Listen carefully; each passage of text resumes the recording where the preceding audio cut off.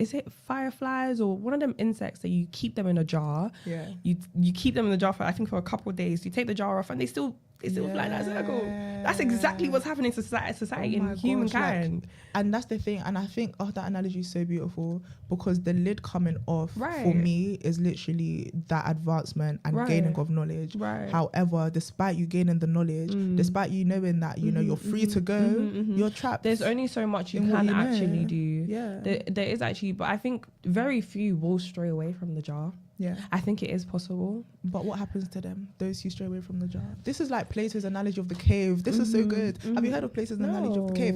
I'm going to run through it really quickly. Okay. Plato, old like philosopher, ancient guy, do you know what I mean? Yeah. He basically was an advocate for knowledge. Everyone needs to do intense philosophical study in order to be ethically good. Right. And he said, however, not everybody's going to make it. And that was so real of him, because not everybody's going to make it. People like to sit in their ignorance.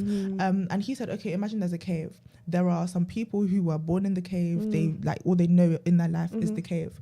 They are facing the back of the cave. Right. The front of the cave is behind them. They're chained. So all they can see is a fire, which like casts shadows of people passing onto the wall.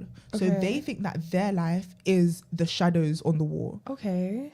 What they don't know is that real life is just a footstep away. Them. Somebody, one of the cavemen, ironic, escape and they come back and they're like, oh my gosh, guys, like I can't lie, there's actually real life out there. These shadows have nothing, like this is not the real world. Outside is the real world.